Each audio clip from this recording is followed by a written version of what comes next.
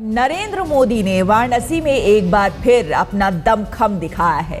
हजारों की संख्या में बीजेपी कार्यकर्ता काशी की सड़कों पर निकल आए। मोदी की एक झलक पाने के लिए उनके मिनटों के सफर को घंटों में बदल दिया।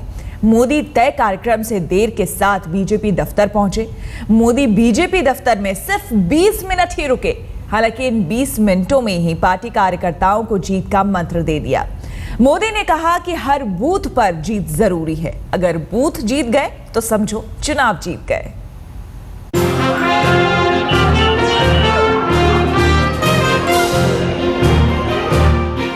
गुलाब की पंखुड़ियों और गेंदे के फूलों से ढकी मोदी की सफेद सफारी जैसे ही बीजेपी दफ्तर में घुसी, फिजा में मोदी का जयकारा गूंज उठा।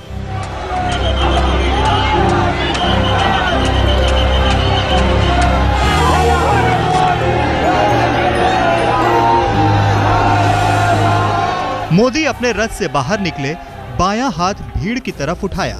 आत्मविश्वास से लबरेज मोदी के चेहरे को ध्यान से देखिए। चेहरे का भाव सब कुछ बयां कर रहा है। मोदी ने कार्यकर्ताओं को वी यानी विक्ट्री का इशारा किया। मोदी का यह आत्मविश्वास आखिर हो भी क्यों ना। हजारों की भीड़ ने मोदी के 10 मिनट के सफर को 3.5 घंटे में बदल दिया था। बीजेपी दफ्तर जाते वक्त मोदी को देखने और मोदी की एक अदद नजर पाने के लिए कार्यकर्ताओं में होड़ लग गई। बेहद उतावले कार्यकर्ताओं की भीड़ मोदी का जयकारा लगा रही थी तो कोई मौका मिलते ही मोदी के सामने बिछ रहा था।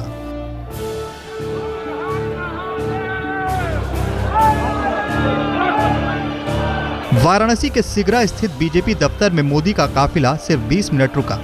मोदी वैसे तो काशी में घंटों रहे, लेकिन कार्यकर्ताओं को सिर्फ 20 मिनट का वक्त दिया।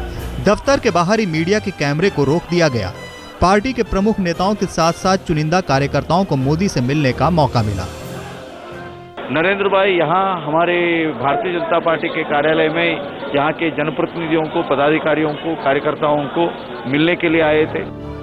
बाहर हजारों की भीड़ ने मोदी के आत्मविश्वास को तो जरूर बढ़ाया होगा, लेकिन पार्टी दफ्तर के अंदर रणनीति बनाते समय मोदी ने पार्टी कार्यकर्ताओं को एक मंत्र दिया। कहा, हर पोलिंग बूथ जरूरी है। अगर पोलिंग बूथ जीत लिया तो समझो चुनाव जीत लिया। उन्होंने ये कहा, पोलिंग बूथ जीत का जननी है, इसलिए हर पोलिंग बूथ के ऊपर फोकस करना चाहिए और हर पोलिंग बूथ में भारतीय जनता पार्टी को बढ़त मिलना चाहिए। मोदी ने पार्टी के सिपह सलारों को विजय मंत्र दे दिया है। काशी के गांव-गांव जाकर बूथ मैनेजमेंट को दुरुस्त किया जाए, इसके लिए पहले से ही रणनीति तैयार कर ली गई थी। बीजेपी ने बूथ फतह करने के लिए एक बूथ 10 यूथ का फॉर्मूला अपनाया है। जाहिर है बड़ी संख्या में नौजवानों को पार्टी से बूथ लेवल मैनेजमेंट में जोड़ा है। संघ ने भी बूथ लेवल मैनेजमेंट में अपनी पूरी ताकत झोंक दी है। अमिताभ सिन्हा, वाराणसी, आज तक। बीजेपी के प्रधानमंत्री पद के उम्मीदवार नरेंद्र मोदी को इस बात का दुख है कि काशी जाकर भी गंगा आरती में शामिल ना हो सके। हालांकि मोदी के लिए बीजेपी दफ्तर में ही गंगा जल का इंतजाम किया गया था। मोदी ने बीजेपी दफ्तर में ही लक्ष्मी की पूजा भी की।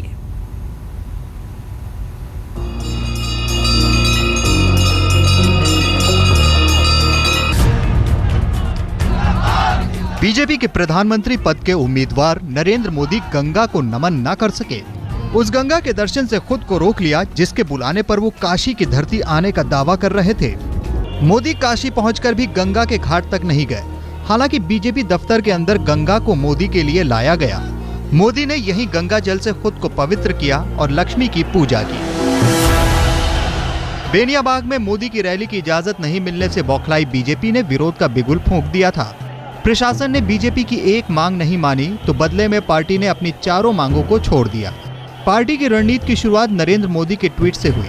मोदी ने सुबह ही आरती में शामिल न होने का ऐलान कर दिया, साथ ही गंगा मां से माफी भी मांग ली। मोदी ने ट्वीट में लिखा, मैं मां गंगा से विनीत क्षमा चाहता हूं कि मैं आरती में शामिल नहीं हो पाऊंगा।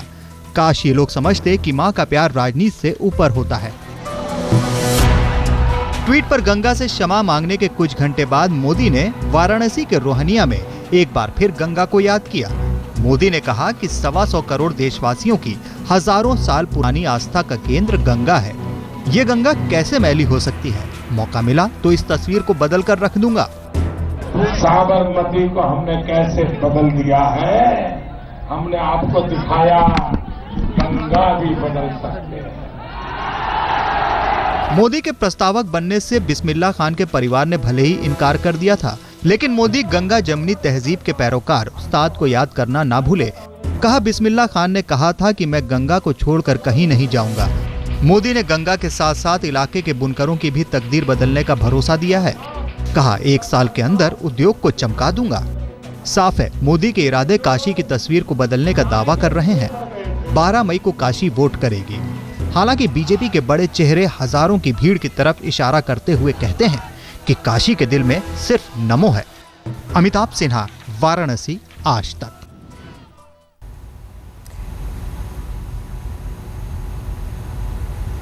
क्या बेनियाबाग में सभा की इजाजत ना मिलने का बीजेपी ने सियासी फायदा उठाया?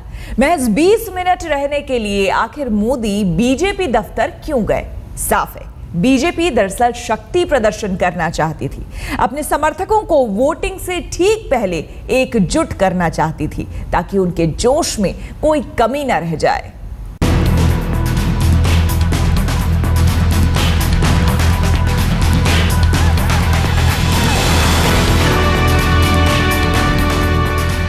नरेंद्र मोदी का भव्य काफिला जैसे ही बीएचयू के गेट से बाहर निकला, हजारों की भीड़ से घिर गया। सफेद रंग की सफारी गाड़ी में कमांडो से घिरे मोदी का काफिला बीजेपी दफ्तर की ओर बढ़ चला। हजारों कार्यकर्ताओं ने हर हर मोदी, घर घर मोदी का नारा लगाया। मोदी की एक झलक पाने को बेताब कार्यकर्ताओं में होड़ लग गई। सुबह से इंतजार किया, आखिरकार देख लिया नरेंद्र मोदी। मोदी जी आए, बहुत अच्छा मजा है। सुबह से हम उपवास किए हुए थे, खाना नहीं खाए हुए थे। जैसे ही मोदी जी आए, 1 घंटे बहुत इंतजार कर रहे हैं। बनारस वाले बहुत यहाँ पर लोग सुबह 6 बजे से बैठे। बनारस वाले बहुत खुशकिस्मत है। आज हम लोग दर्शन करने के बाद हम लोग धन्य हो गए और 12 तारीख को हम लोग विश्वास दिलाते हैं, कम से कम 5 लाख वोटों से चुनाव जिताकर उनको बनारस से सांसद बनाएंगे हम लोग। मोदी का काफिला संकरी गलियों से होते हुए सिगरा स्थित बीजेपी कार्यालय की तरफ बेहद धीमी गति से बढ़ने को मजबूर था। आमतौर पर वाराणसी में धीमा यातायात होने के बावजूद 5 किलोमीटर की दूरी तय करने में मुश्किल से आधा घंटे का वक्त लगता है, लेकिन उनकी यात्रा 3.5 घंटे में पूरी हुई। मोदी पूरे प्रचार में इक्का दुक्का मौके पर वाराणसी आए, लेकिन बीजेपी की कोशिश यही रही कि जितनी बार भी मोदी आए उसका उतना ही फायदा पार्टी वाराणसी में उठाए। तभी तो प्रशासन और राज्य सरकार के खिलाफ नेता चिलचिलाती धूप में धरने पर बैठे तो साफ हो गया कि पार्टी इसे भी भुनाने की ही कोशिश कर रही है, खासकर मतदान के 3-4 दिनों पहले।